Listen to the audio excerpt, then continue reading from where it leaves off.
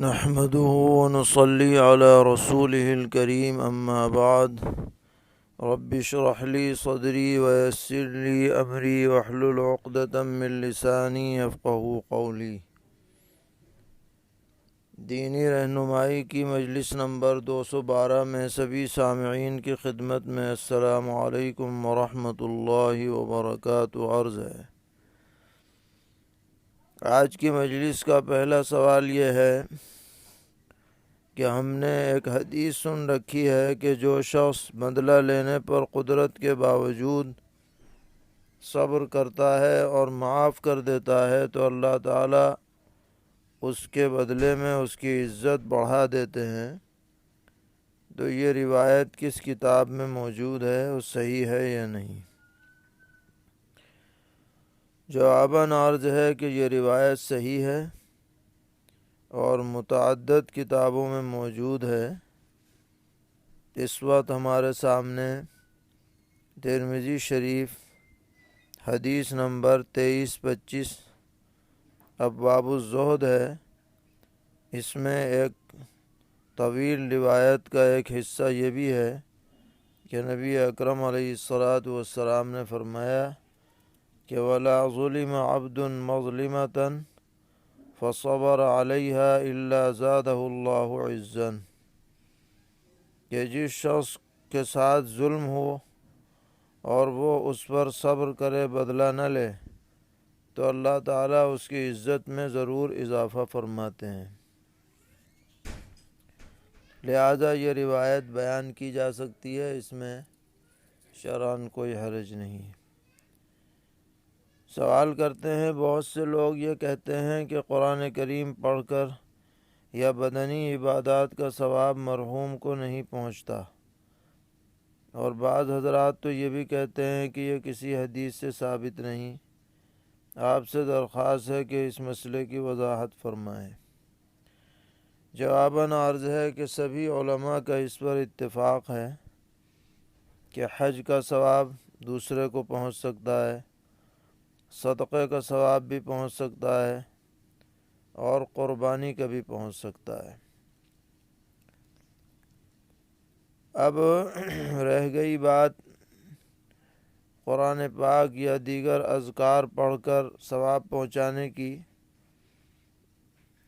تو محققین کی رائے یہ ہے کہ جب حج اور صدقہ اور قربانی کا پہنچ سکتا ہے، جو عبادات کے قبیل کی چیزیں ہیں، تو تلاوت کا کیوں نہیں پہنچے گا؟ وہ بھی ایک عبادت ہے، اس کا بھی پہنچ سکتا ہے، اذکار کا بھی پہنچ سکتا ہے۔ اور یہ کہ بہت سی ضعیف روایات میں بعض خاص صورتوں کا ثواب پہنچنے کی بات منقول بھی ہے۔ علاوہ ازیں ثواب خود بخود نہیں پہنچتا، بلکہ ثواب کے لیے اللہ تعالیٰ سے دعا کی جاتی ہے کہ اللہ تعالیٰ اس ثواب کو پہنچا دیں۔ تو اللہ تعالیٰ کی طرف سے کسی ثواب کو پہنچانا یہ عقلاً نقلاً کسی طرح بھی قابل اشکال نہیں ہے۔ اس لیے اگر کوئی شخص ثواب پہنچانا چاہے دوسروں کو، مرحومین کو یا زندہ لوگوں کو، اپنی نفلی عبادات کا جو اس پر واجب اور فرض نہ ہو، تو اس میں کوئی حرج نہیں ہے، پہنچا سکتے ہیں، کوئی اس میں مانع نہیں ہے۔ پوچھ رہے ہیں کیا رات میں کھانا کھانے کے بعد 40 قدم چلنا سنت ہے؟ اور اس طرح کی کوئی روایت ہے کہ اذا تعشى تمشى؟ جواباً عرض ہے کہ اس طرح کی کوئی روایت کسی حدیث سے ثابت نہیں۔ البتہ طبی اعتبار سے یہ مفید ہو سکتا ہے، تو بعض حضرات نے اس کو اسی اعتبار سے نقل فرمایا ہے، لیکن یہ کوئی حدیث کی روایت نہیں ہے۔ پوچھتے ہیں کہ عورتیں جو زیورات کانوں اور ناک میں پہنچتی ہیں، ان کے متعلق غسل اور وضو میں پانی پہنچانے کا کیا حکم ہے؟ جواباً عرض ہے کہ غسل میں تو پورے بدن پر جہاں تک بھی پانی پہنچ سکتا ہے پہنچانا ضروری ہے۔ جو زیورات ناک اور کان میں پہنے ہوئے ہیں ان کو بھی ہلا لینا چاہیے تاکہ اندر تک پانی پہنچ جائے، اور وضو کے اندر ناک والے جو لونگ پہنی جاتی ہے اس کو ہلا لیں، اسی طرح انگوٹھی پہنی ہوئی ہو انگلیوں میں تو اسے ہلا لیں، کان میں جو بندہ پہنا ہے وضو میں اس کا ہلانا کوئی ضروری نہیں، یعنی اس کے اندر پانی پہنچانا کوئی ضروری نہیں۔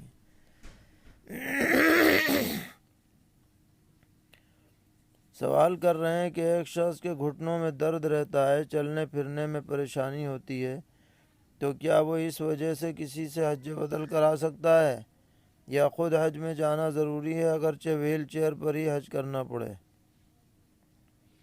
جواباً عرض ہے کہ محض گھٹنے میں درد ہونا حج بدل کے لیے عذر نہیں بن سکتا ہے، اسے خود حج کو جانا چاہیے، جتنا خود چل سکے چلے، نہیں تو ویل چیئر استعمال کرے، حج بدل سے کام نہیں چلے گا۔ سوال ہے کہ طواف کے بعد 2 رکعت نماز پڑھنا واجب ہے اور اس کو واجب الطواف بھی کہا جاتا ہے، تو پھر اس کو بعد عصر نماز پڑھنے سے منع کیوں کیا جا رہا ہے جبکہ ممنوع تو نفل نماز پڑھنا ہے؟ اس کے متعلق وضاحت فرمائیں۔ جواباً عرض ہے کہ اس نماز کا چونکہ کوئی وقت مقرر نہیں ہے، کبھی بھی پڑھی جا سکتی ہے، اس لیے اس اعتبار سے اس کو نوافل کے اندر شامل کیا گیا ہے۔ پوچھتے ہیں زید نے کئی سال پہلے فریضہ حج ادا کر لیا تھا، لیکن اس سال بھی وہ حج پر جانا چاہتا ہے اور اس کی نیت یہ ہے کہ اپنے دادا کی طرف سے حج کر لے، تو سوال یہ ہے کہ حج تمتع کے لیے جو عمرہ کے احرام باندھیں گے اس احرام کے لیے کس کی نیت کرے؟ جواباً عرض ہے کہ آپ کو اختیار ہے، چاہے اپنی طرف سے نیت کر لیں چاہے دادا کی طرف سے، اس لیے کہ یہ نفلی حج بدل ہے، دونوں کا آپ کو اختیار ہے۔ سوال کر رہے ہیں حج تمتع جس میں ہدی کو ساتھ لایا جاتا ہے اور حج قران میں کیا فرق ہے؟ حالانکہ حج تمتع جب ہدی کو ساتھ لایا جاتا ہے تو عمرہ کرنے کے بعد حاجی حلال نہیں ہوتا، بلکہ اس کو ایام قربانی کا انتظار کرنا پڑتا ہے، اس کے بعد حلال ہوتا ہے۔ آپ سے درخواست ہے کہ دونوں میں فرق واضح کریں۔ جواباً عرض ہے کہ اگر ہدی ساتھ نہ ہو تو تمتع اور قران میں واضح طور پر فرق ہے کہ تمتع والا میقات سے صرف عمرے کا احرام باندھے گا اور عمرہ کر کے حلال ہو جائے گا، پھر حج کے قریب حج کا احرام الگ سے باندھے گا، اور قران کرنے والا میقات ہی سے عمرہ حج دونوں کا ایک ساتھ احرام باندھے گا اور بیچ میں حلال نہ ہوگا۔ لیکن اگر تمتع کرنے والا اپنے ساتھ قربانی کا جانور بھی لایا ہے تو وہ عمرہ کر کے حلال نہیں ہوتا، بلکہ وہ حج کے بعد ہی حلال ہوتا ہے، تو وہ قارن ہی کے مشابہ ہے۔ فرق صرف نیت کے اعتبار سے ہوگا کہ تمتع میں اس نے صرف عمرے کی نیت کی ہے اور بعد میں حج کی نیت کرے گا، اور قران کے اندر ایک ساتھ ہی عمرے حج کی نیت ہو جائے گی، بس یہ فرق رہے گا، ورنہ احرام نہ اس کا کھلے گا نہ اس کا۔ پوچھتے ہیں عزیزیہ حدود حرم میں ہے یا اس سے خارج ہے؟ جواباً عرض ہے کہ پورا محلہ عزیزیہ حرم کے حدود میں داخل ہے، خارج نہیں ہے، اور حرم کے جو حدود ہیں وہ 24-25 کلومیٹر تک پھیلی ہوئی ہیں، یہ محلہ بھی اسی کے اندر آتا ہے۔ پوچھ رہے ہیں ہمیں یہ معلوم کرنا چاہتے ہیں کہ جس وقت ہم حج کرنے کے ارادے سے گھر سے جائیں تو کیا ہم کو اسی وقت میقات سے احرام باندھ کر حج قران کی نیت ضروری ہے، یا ہم مکہ مکرمہ جا کر عمرہ کر کے حلال ہو جائیں اور جس وقت حج کے ایام شروع ہوں اس وقت میقات پر جا کر حج قران کے ارادے سے احرام باندھیں؟ کون سا طریقہ اختیار کیا جائے؟ جواباً عرض ہے کہ جو آدمی ہندوستان سے جا رہا ہے اسے اگر حج قران کرنا ہے تو میقات ہی سے عمرہ اور حج دونوں کا ایک ساتھ احرام باندھنا ہوگا، اور پھر بیچ میں احرام نہیں کھلے گا، حج کے بعد ہی کھلے گا۔ اور اگر کسی شخص نے ایام حج میں جا کر عمرہ کر لیا، یعنی اشہر حج میں، اور پھر وطن واپس نہیں آیا تو اس کے لیے قران کا حکم نہیں ہے، اس کا حج تمتع ہوگا۔ یعنی پہلے عمرے کر کے حلال ہو جائے گا، پھر الگ سے حج کا احرام باندھے گا۔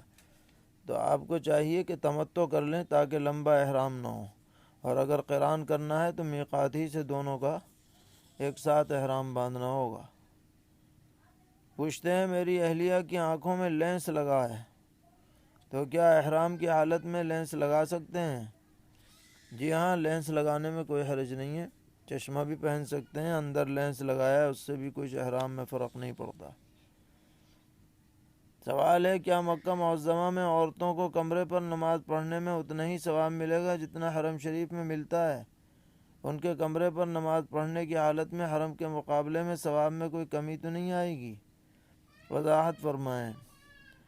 جواباً عرض ہے کہ خواتین کے لیے مسجد کے مقابلے میں اپنی قیام گاہ پر نماز پڑھنا افضل ہے۔ حرمین شریفین کا معاملہ یہ ہے کہ جب یہ خواتین طواف کے لیے جائیں اور نماز کا وقت ہو جائے تو عورتوں والے حصے میں مردوں سے الگ ہو کر وہ بلا شبہ جماعت میں شامل ہو جائیں، اس میں کوئی حرج کسی طرح کا نہیں ہے۔ اسی طرح مدینہ منورہ میں زیارت کے لیے جائیں اور نماز کا وقت ہو جائے تو عورتوں والے حصے میں نماز ادا کریں۔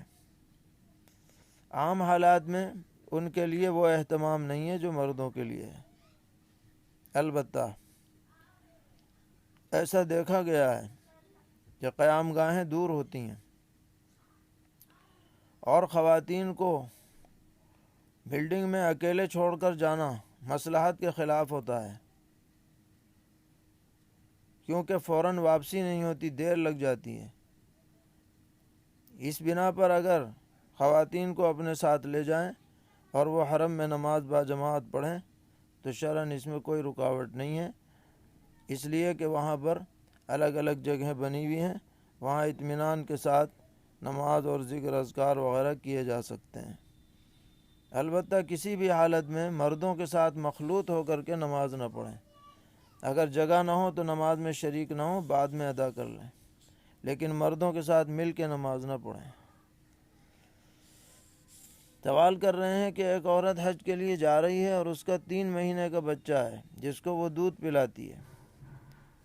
اب ڈاکٹر نے مشورہ دیا ہے کہ حج کے دوران بھی آپ کچھ نہ کچھ دودھ روزانہ نکالتی رہیں اور اسے ضائع کرتی رہیں، اس طرح واپسی کے بعد اپنے بچے کو دودھ پلا سکیں گی، کیونکہ اگر دودھ بالکل رک گیا تو بہت ممکن ہے کہ دودھ سوکھ جائے اور نہ نکل پائے۔ تو معلوم یہ کرنا ہے کہ حج کے 1.5 مہینے کے دوران وہ اپنا دودھ نکالنا ان کے لیے درست ہوگا یا نہیں ہے۔